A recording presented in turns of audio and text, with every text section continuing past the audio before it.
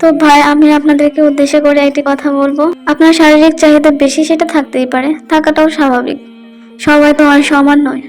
তবে আমরা হাদিস থেকে যেটা জেনেছি, আপনি একাধিক বিয়ে করতে পারেন। যদি আমরা হাদিস থেকে জানতে পেরেছি আপনি একাধিক বিয়ে করতে পারেন যদি আপনি ইসলামিক শরীয়ত মোতাবেক চালাতে পারেন। একটা কথা আছে যে স্বাদ আছে থাকলেও কি হবে, সাধ্য নেই। আপনার চাহিদা থাকলেও কি হবে, সামর্থ্য তো থাকতে হবে।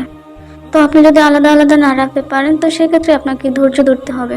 তো আপনারা যদি এক খাটে দুই স্ত্রীকে নিয়ে থাকেন, সেটা ইসলামে সাপোর্ট করে না। এই থেকে এক ভাইয়া আমাকে চমৎকার প্রশ্ন করেছেন। তো আমি তো গরিব মানুষ, আমার চাহিদা অনেক বেশি। তো আমি যদি বিয়ে করেছি, তো আমার একটা মাত্র ঘর আছে। তো আপু আমি কি এখন এক ঘরে দুই বউকে নিয়ে থাকতে পারবো? আপু আমি কি এক ঘরে দুই বউকে নিয়ে থাকতে পারবো?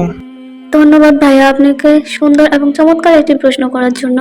তো ভাইয়া, আপনার উদ্দেশ্যে আমার আজকের এই ভিডিওটি, তো আপনি মনোযোগ সহকারে শুনবেন।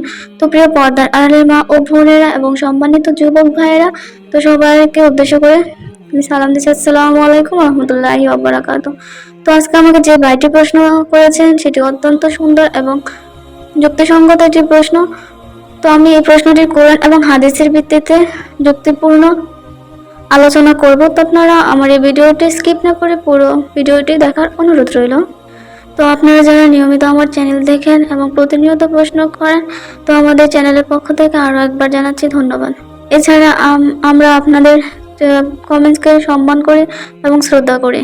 তো আপনারা থাম্বনেল দেখে ভিডিওতে কমেন্টস করবেন না, পুরো ভিডিওটা দেখে তারপর কমেন্টস করবেন। তো আমি আর কথা বাড়াবো না, চলে যাচ্ছি মূল আলোচনায়।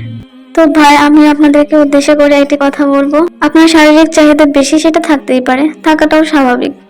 সবাই তো আর সমান নয়। তবে আমরা হাদিস থেকে যেটা জেনেছি, আপনি একাধিক বিয়ে করতে পারেন যদি আমরা হাদিস থেকে জানতে পেরেছি আপনি একাধিক বিয়ে করতে পারেন যদি আপনি ইসলামিক শরীয়ত মোতাবেক চালাতে পারেন। একটা কথা আছে যে স্বাদ আছে থাকলেও কি হবে, সাধ্য নেই। আপনার চাহিদা থাকলেও কি হবে, সামর্থ্য তো থাকতে হবে।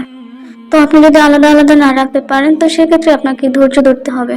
তো আপনারা যদি এক খাটে দুই স্ত্রীকে নিয়ে থাকেন, সেটা ইসলামে সাপোর্ট করে না। তো এতে দেখতেও খারাপ দেখা যায়। তো এই জন্য আপনারা এই কাজটি করবেন না।